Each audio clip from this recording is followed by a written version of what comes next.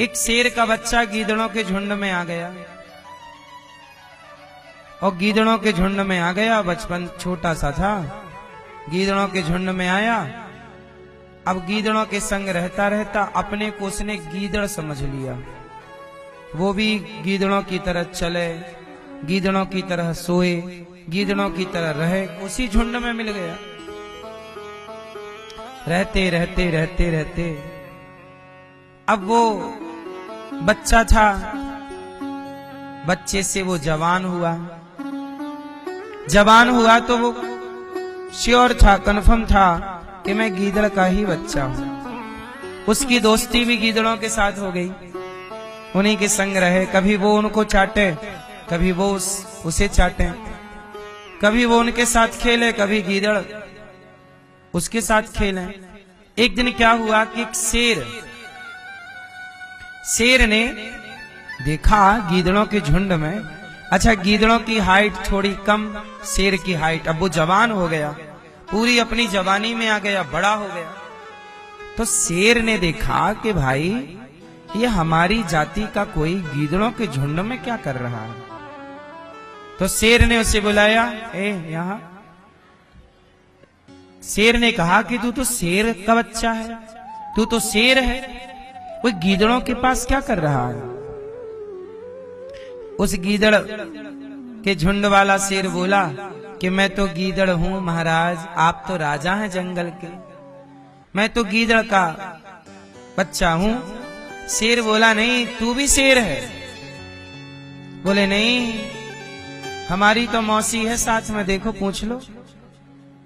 वो किसी गीदड़नी को मौसी कह रहा है, किसी को बुआ कह रहा है। शेर बोला नहीं, तू शेर का बच्चा है, गीदड़ों के संग चला गया, चल मेरे संगा, मेरे संग धाड़ लगा। और जैसे ही शेर ने बोला तो उसने भी बोला, सारे गीदड़ भाग गए। शेर का बच्चा गीदड़ों के संग रहते रहते गीदड़ समझ लिया उसने। ऐसी ये कथा उस गीदड़ की नहीं, हम सबकी है। आप सब किसके बच्चे हैं? भगवान के। लेकिन गीदड़ों की झुंड में रहते रहते आपको भी लगने लगा कि हम संसार के हैं। आप जगत के नहीं हैं, आप जगन्नाथ के हैं। संसार में रहते रहते आपको ऐसा लगा हम यहीं के हैं, आप यहीं के हैं, आप इन्हीं के संतान हो। आप कहते हो हम इनके बच्चे हैं, फलाने के बेटे हैं, फलाने के बच्चे हैं। आप फलाने के बेटे नहीं हो, आप भगवान के बच्चे हो।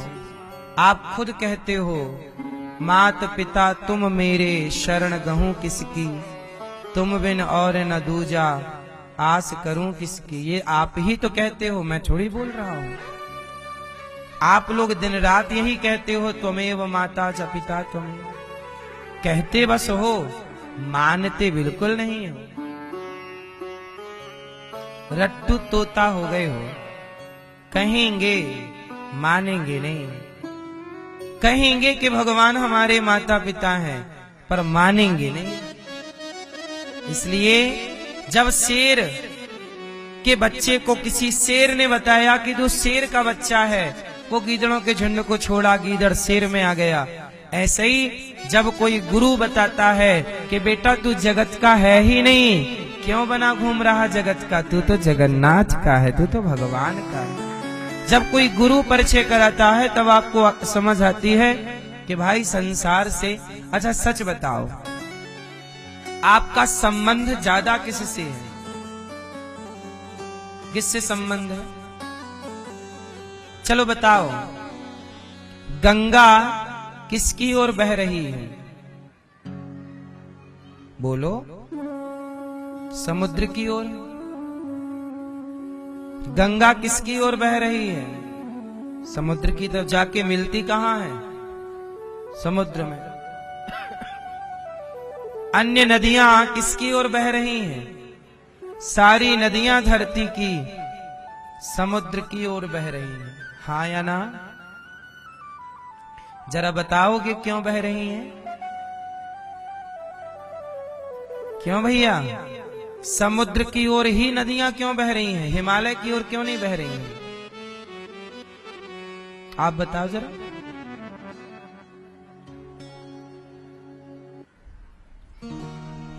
आप बताओ, नदियां हिमालय की ओर क्यों नहीं बह रही हैं? समुद्र की ओर क्यों बह रही हैं?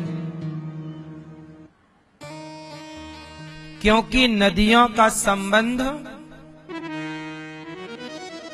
समुद्र से ही है। क्या संबंध है?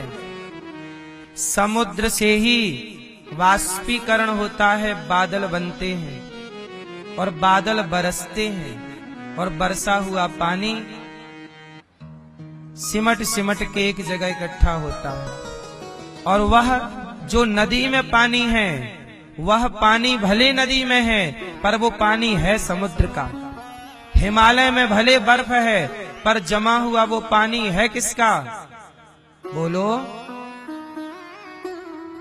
संसार की हर नदी में पानी समुद्र का है, तो वो अंश समुद्र का है। तो जिसका अंश होता है उसी ओर भागते हैं लोग। तो नदी के पास जो जल है वो समुद्र का अंश है, तो अंश हमेशा अंशी की ओर भागता है। समुद्र हो गया अंशी, और समुद्र का वो बरसा हुआ पानी क्या हो गया? आपके घर में जो बारिश का पानी गिरता है वो पानी कहाँ का है? इस धरती में जहां भी पानी है वो पानी समुद्र का ही है। बोलो हाँ कि ना? क्योंकि पानी का केंद्र समुद्र है। पानी का केंद्र क्या है? तो जैसे अंश अंशी की ओर भागता है, ये स्वभाव है, ये विज्ञान साइंस है। अब दूसरा उदाहरण समझो। आग, आग की ज्वाला हमेशा ऊपर की ओर भागती है। ज्योति कहां? दीपक जलाओगे ज्वाला ऊपर जाएगी। ज्योति कहां जाएगी? लौ कहां जाती है? क्यों? क्योंकि आग का केंद्र बिंदु है सूर्य। आग का गोला क्या है? सूर्य। तो सूर्य का अंश है आग, तो आग हमेशा सूर्य अपने अंशी की ओर भाग रही है, उसका अंशी ऊपर रहता है। बोलो हाँ। अब तीसरा देखिए, कोई भी वस्तु आप फेंकिए ऊपर, नीचे आएगी। गुरुत्वाकर्षण सिद्धांत सबने पढ़ा है। क्यों? क्यों भैया ऊपर से नीचे क्यों आ रहा है? क्योंकि यहां चुंबकीय शक्ति है इस धरती पे, गुरुत्वाकर्षण। बोलो हाँ। हर चीज ऊपर से नीचे क्यों आ रही है? क्योंकि यह वस्तु धरती का अंश है, तो अंश हमेशा अंशी है धरती, अंश हमेशा धरती की ओर जाता है। जो जिसका अंश है वो हमेशा किसकी ओर जाएगा? मैया सोने की तैयारी है आपकी है?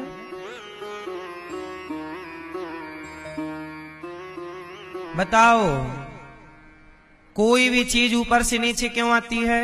अब जैसे धुआं है, धुआं ऊपर से नीचे नहीं आता, नीचे से। क्योंकि धुआं समुद्र का, धरती का अंश नहीं है, वो सूर्य का, क्योंकि आग से प्रकट हो रहा है ना, तो आग से प्रकट होने वाली हर चीज पे सूर्य का अधिकार है, ऊपर की ओर जाता है। बोलो हाँ। इसलिए जिसका अंश जहां है अंशी, नदियां समुद्र की ओर, ज्वाला ऊपर आकाश की ओर, सूर्य की ओर, ऊपर से कोई भी चीज धरती की है तो धरती की ओर, क्योंकि अपने अपने अंशी की ओर सब भागते हैं। सच बताएं, अब आप बताओ कि आप किसके अंश हो? किसके? इसलिए आपका नेचुरल भगवान की ओर भागना स्वभाव है। इसलिए जीव परमात्मा की ओर भागता है। क्यों? क्योंकि हम उसी के अंश हैं। सूर्य का अंश है आग, तो सूर्य की ओर भाग रही है। समुद्र का अंश है नदी, तो समुद्र की ओर भाग रही है। वस्तु धरती का अंश है, तो हर वस्तु धरती की ओर भाग रही है। आप भी ईश्वर के अंश हैं, इसलिए आप ईश्वर की ओर भाग रहे हैं। इसलिए आपका एक नेचुरल स्वभाव देखिए। कभी आपने ऊपर से नीचे देखा? गहरी खाई, ऊपर मल्टी पे चढ़ जाओ, 20 मंजिल चढ़ो, 10 मंजिल, ऊपर से नीचे देखना आपको डर लगेगा। बोलो हाँ। लेकिन जब आप नीचे से ऊपर देखते हैं ना, आपको तनिक भी डर नहीं लगता। क्यों? जबकि नीचे से ऊंचाई ज्यादा है और गहराई कम है। भाई 10 मंजिल बिल्डिंग है माना की, तो 10 मंजिल से आपने नीचे देखा तो डर लगा। तो अब 10 मंजिल 10-10 फीट की मान लो, आप 100 फीट हो गया, 120 फीट मान लो। आप 100 फीट ऊपर से नीचे देख रहे हैं, तो आपको डर लग रहा है? बोलो हाँ कि ना? 100 फीट नीचे देखने से डर है, लेकिन आकाश तो करोड़ों फीट ऊपर है। बोलो हाँ। चंद्रमा सूर्य तो करोड़ों फीट ऊपर है, लेकिन उन्हें देखने से डर नहीं लगता। 100 फीट नीचे देखा तो डर लगा, 1 लाख फीट ऊपर देखा तो डर नहीं लगा, 1 करोड़ फीट ऊपर देखा तो डर नहीं लगा, 1 अरब फीट ऊपर देखा तो डर नहीं लगा, 100 फीट नीचे देखा तो डर लगा। बोलो। और 100 फीट क्या कहें साहब, 10 फीट नीचे देखोगे तो आपको डर लग जाएगा। बोलो हाँ। हाँ कि ना? क्यों? क्योंकि आप ईश्वर के अंश हैं। और सुना हम लोगों ने यही है कि भगवान वैसे तो सर्वत्र व्याप्त हैं, लेकिन भगवान का धाम बैकुंठ ऊपर है और नीचे नरक रहते हैं। नीचे कौन है? नरक है। तो आप ईश्वर के अंश हैं, तो ये जो आप नीचे देखते हो ना, तो डर लगता है। तो डरता कौन है? आपके भीतर की वह आत्मा, सूक्ष्म शरीर कहता है कि नहीं, नीचे नरक है, मैं नीचे भगवान से दूर हो जाऊंगा। मैं ईश्वर का अंश हूं ना, इसलिए मैं ऊपर देखूंगा, मुझे डर नहीं लगता, क्योंकि ऊपर मेरा परमात्मा रहता है, ऊपर मेरा अंशी है। और नीचे जाऊंगा तो मेरा अंशी मेरे से दूर हो जाएगा। इसलिए मुझे ऊपर देखने से डर नहीं लगता, नीचे देखने से डर लगता है। क्योंकि हम किसके अंश हैं? ईश्वर के। और हमारा भगवान वैसे तो सब जगह रहता है, नीचे भी ऊपर भी, पर मुख्य जो स्थान है वो कहाँ है? बैकुंठ, वो ऊपर है। इसलिए ऊपर करोड़ों फीट देखने पर डर नहीं लगता, क्योंकि यह उसी का अंश है। तो अंश अपने अंशी को देखता है ऊपर, तो वहां डर नहीं। लेकिन वहां जब यहां देखता है तो उससे नजरें कट जाती हैं, डर जाता, नहीं नहीं यहां नहीं जाऊंगा, क्योंकि यहां वो मेरा अंश नहीं है, अंशी नहीं। तो इस हिसाब से आपका यथार्थ संबंध जगत से कभी आपका संबंध था ही नहीं। आपने झूठ मूठ का मान लिया है, आपका संबंध सदा भगवान से है।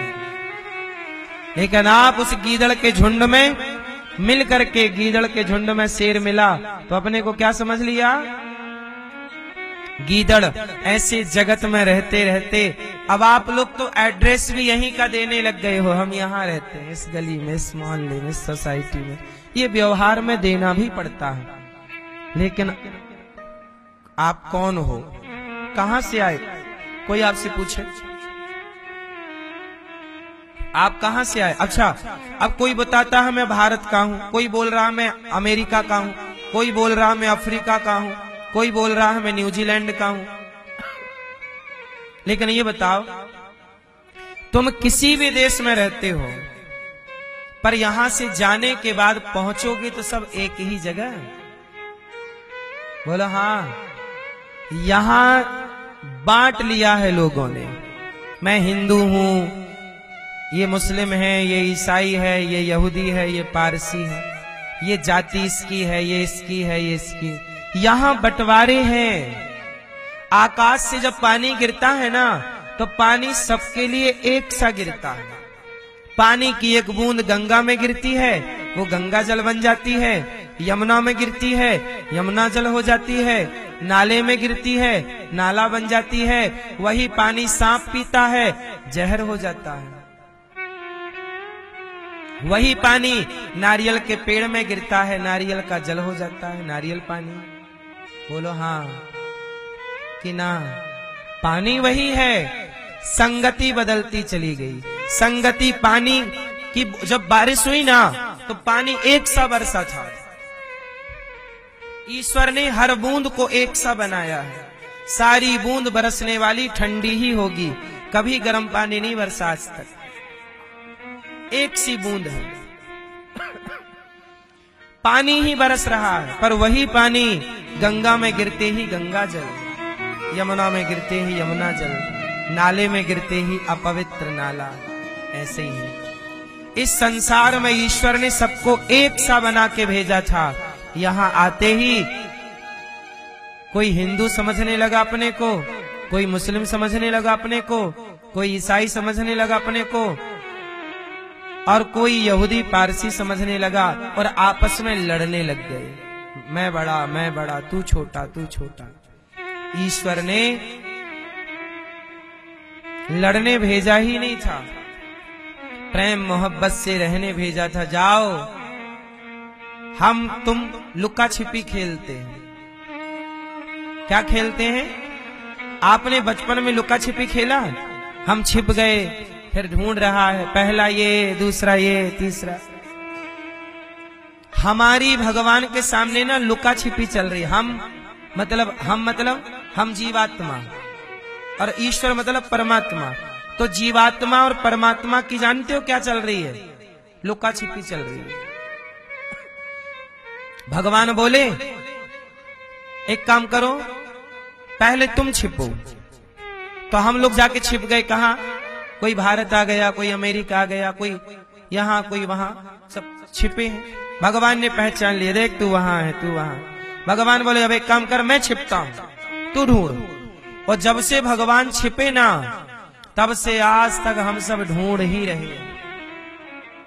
वो तो मिले नहीं, आपस में लड़ने लग गए। मैं बड़ा, मैं बड़ा, मैं बड़ा, मैं बड़ा।